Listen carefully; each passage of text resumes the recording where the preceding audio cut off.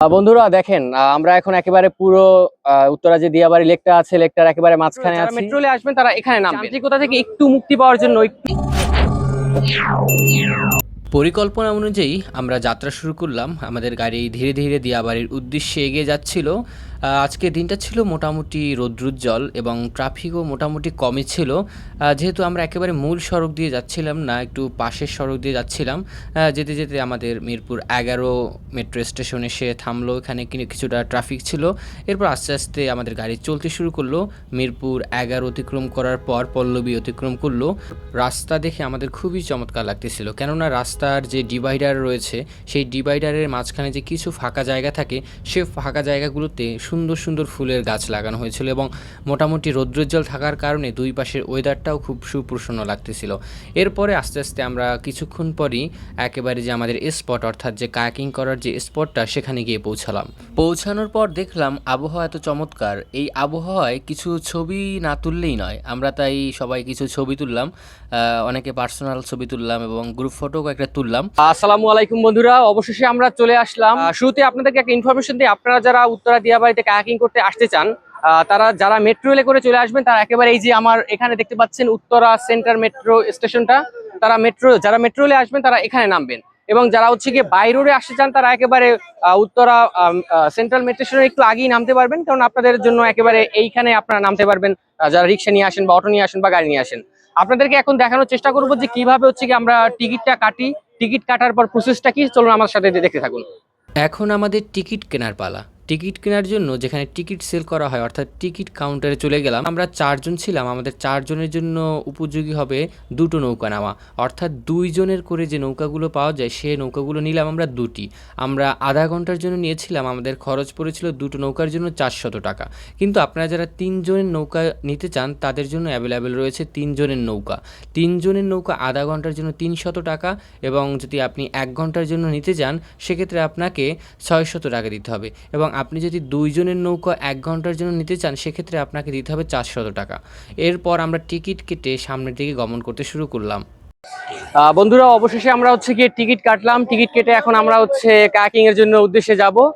আপনাদেরকেও আজকের এক্সপিরিয়েন্সটা শেয়ার করানোর চেষ্টা করবো। আসলে নগরের কোলাহল বলুন বা নগরের যে যান্ত্রিকতা আছে, সেই যান্ত্রিকতা থেকে একটু মুক্তি পাওয়ার জন্য, একটু নিজেকে রিফ্রেশ করার জন্য আপনারা এই কায়াকিং করতে পারেন একেবারে ঢাকার কাছাকাছি, একেবারে উত্তরা দিয়াবাড়িতে। চলুন আজকে আপনারা উপভোগ করুন আজকের এই কায়াকিং এক্সপিরিয়েন্সটা। এখানে একটা বলে রাখা কথা, আপনারা যারা হচ্ছে গিয়ে বিকেলবেলা যাবেন বা বন্ধের টাইমে, অর্থাৎ সরকারি ছুটি থাকে বা শুক্রবার বা শনিবার, এই টাইমগুলোতে আপনারা যখন যাবেন বা বিকেলবেলায় যাবেন বিশেষ করে, তখন আপনাদেরকে অবশ্যই অনেক টাইম হাতে নিয়ে আসতে হবে। অ্যাটলিস্ট 1.5 থেকে 2 ঘন্টা টাইম আপনারা আগে আসার চেষ্টা করবেন। তাহলে হবে কি, আপনারা যখন বিকেলবেলা, একদম এক্স্যাক্ট বিকেলবেলা আপনারা যখন রাইড করতে চান বা কায়াকিং করতে চান তখন করতে পারবেন। কেননা এই বিকেলবেলা টাইমগুলোতে খুবই ভিড় থাকে, তখন আপনাকে একটা বোট পাওয়ার জন্য 1.5 থেকে 2 ঘন্টা পর্যন্ত অপেক্ষা করতে হতে পারে। তাই বলবো, যারা একেবারে পিক আওয়ার অর্থাৎ বিকেলবেলা আসবেন তারা অবশ্যই হাতে অনেক সময় নিয়ে আসবেন। এবং এর মাধ্যমে আমরা আমাদের বোটে ওঠা শুরু করলাম। আমরা বোটে আস্তে আস্তে বসলাম এবং আমাদের লাইফ জ্যাকেটটা পরা শুরু করলাম। এরপর আস্তে আস্তে আমরা চেষ্টা করলাম যে বোটটা নিয়ে একটু মাঝের দিকে যাওয়া যায় কিনা, কেননা লেকটা কিন্তু সুবিশাল, অনেক বড়, বিশাল এরিয়া নিয়ে। আমরা আস্তে আস্তে গমন করা শুরু করলাম, আস্তে আস্তে দেখতে শুরু করলাম। আমরা যখন একেবারে কিনারায় ছিলাম, অর্থাৎ যখন থেকে আমরা টিকিট কাটতেছিলাম যে স্থানটা থেকে, ওই স্থানে প্রচণ্ড রোদ ছিল এবং গরমটাও বেশ ভালোই ছিল। কিন্তু আমরা যখন লেকের ভিতর, অর্থাৎ লেকের মাঝের দিকে যাচ্ছিলাম, তখন আমাদের সেরকম বেশি একটা গরম লাগতেছিল না। এর কারণ হতে পারে যে পানির কারণে, অর্থাৎ পানি থাকার কারণে এখানে তাপমাত্রাটা অনেকটা কম ছিল এবং বাতাসের বেগটাও ছিল অনেক বেশি, যার কারণে এখানে তাপমাত্রা খুবই কম ছিল। এই তাপমাত্রা কম থাকার কারণে আমাদের অনেকটা কমফোর্ট ফিল হচ্ছিল, কেননা খুব বেশি তাপমাত্রা থাকলে আপনি খুব সুন্দরভাবে উপভোগ করতে পারবেন না। অল্প অল্প করে আমরা বৈঠা পাওয়া শুরু করলাম, যদিও বৈঠাটা সাধারণ বৈঠা থাকে হয়তো প্লাস্টিকের নয়তো কাঠের, কিন্তু এই বৈঠাটা ছিল একেবারে এককভাবে স্টিলের। স্টিলের বইটা হওয়ার কারণে খানিকটা ভারী ছিল এবং আমাদের রীতিমতো একটু ভয়ও ছিল, যদি হাত ফসকে এটা পড়ে যায় তাহলে তো একেবারে সরাসরি ডুবে যাবে। এটা একটা রিস্কের বিষয়, তখন আমাদেরকে জরিমানা গুনতে হবে। তাই আমরা মোটামুটি সাবধানতার সঙ্গেই বইটা বাইতে লাগলাম।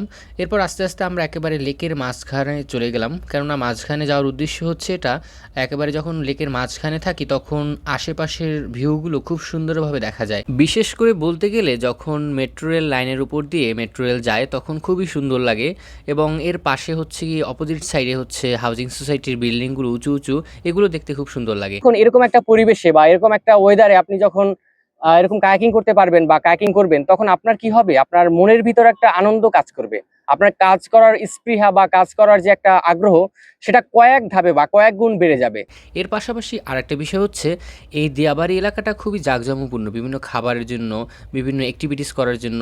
এখানে মোটামুটি বলা যায় সবসময়ই, বিশেষ করে বিশেষ দিন বা সরকারি ছুটির দিনগুলোতে মোটামুটি একটা মেলার মতো ভাইব থেকে যায়। এখানে শুধু কায়াকিং নয় বরং অন্যান্য অ্যাক্টিভিটিসগুলো আপনি খুব সুন্দরভাবে করতে পারবেন। বিশেষ করে আমরা যখন আসছিলাম তখন মোটামুটি কাশফুল একেবারে ম্লান হয়ে গেছিলো, আশেপাশে তেমন কাশফুল দেখতেছিলাম না, কারণ আমরা একেবারে শরতের শেষে, শরৎ যখন শেষ হয়ে যাচ্ছিল তখন আমরা এসেছি, এই জন্য কাশফুল তেমন আমরা একটা পাইনি। কায়াকিং করার পাশাপাশি খানিকটা সঙ্গীত চর্চারও চেষ্টা করেছিলাম, যদিও কণ্ঠস্বর তেমন একটা ভালো না, তবে চেষ্টা করতে দোষের কি। ওরে নীল দরিয়া আমায় দে রে দে ছাড়িয়া, বন্দি হইয়া মনোয়া পাখি হায় রে কান্দে রইয়া রইয়া। কায়াকিং করতে করতে আমরা একসঙ্গে হয়ে সেলফি নিলাম, একটু মজা করলাম। তারপর আস্তে আস্তে আমরা আবার সেই ঘাটের দিকে, অর্থাৎ আমাদের বোটটা যেখানে জমা দিতে হবে সেখানে যাত্রা শুরু করলাম, কেননা আমাদের টাইম মোটামুটি শেষের পর্যায়ে তখন চলে এসেছিল। কেননা দেরি হয়ে গেলে আবার তারা এক্সট্রা চার্জ বসাতে পারে বা এক্সট্রা একটা বার্গেনিং করতে হতে পারে। এই বিষয়টাকে এড়ানোর জন্যই আমরা মোটামুটি একটু আগেই চলে যাচ্ছিলাম, যেন আমাদেরকে বার্গেনিং করতে না হয় বা তারাও কোনো এক্সট্রা হিডেন চার্জ বা ইত্যাদি না বসাতে পারে। এই জন্য আর কি আমরা তাড়াতাড়ি আমাদের অ্যাক্টিভিটিসগুলো শেষ করলাম। সর্বোপরি বলতে গেলে একেবারে সংক্ষেপে যদি আমি বলতে চাই, আপনি যদি খুব কম সময়ের ভিতর খুব সুন্দরভাবে একটা বিকেল বা একটা কয়েক ঘন্টার সময় সুন্দরভাবে উপভোগ করতে চান, তাহলে আপনার জন্য হতে পারে এই উত্তর দিয়াবাড়ি কায়াকিংটা একটা বেস্ট একটা সুযোগ। আপনি এখানে কায়াকিং করার পাশাপাশি আর অন্যান্য অ্যাক্টিভিটিস করতে পারবেন, বা অন্যান্য বিভিন্ন স্ট্রিট ফুড রয়েছে বা বিভিন্ন হচ্ছে কি ঐতিহ্যবাহী খাবার রয়েছে আশেপাশের দোকানগুলোতে, সেগুলো আপনি ট্রাই করতে পারবেন। এর পাশাপাশি হচ্ছে এখানে ভাসমান যে বিভিন্ন হোটেল রয়েছে, এই ভাসমান হোটেলগুলোতে আপনি আপনার খাবার পরিবেশন করতে পারেন, সেটা আপনার উপভোগ্য বা আপনার ইচ্ছা। এখানে আরেকটা বিষয় বলে রাখা ভালো, দিয়াবাড়ি একেবারে যখন আপনি কায়াকিং করতে আসবেন বা এখানে বিভিন্ন অ্যাক্টিভিটিস করতে আসবেন, এখানে নামাজের সময় হলে আপনি নামাজ পড়তে পারবেন। কায়াকিং করার অ্যাক্টিভিটিস করার যে স্পটটা, অর্থাৎ উত্তরা সেন্ট্রাল মেট্রো স্টেশন এবং উত্তরা যে দক্ষিণ মেট্রো স্টেশন, এটার মাঝামাঝিতে একটা মসজিদ রয়েছে।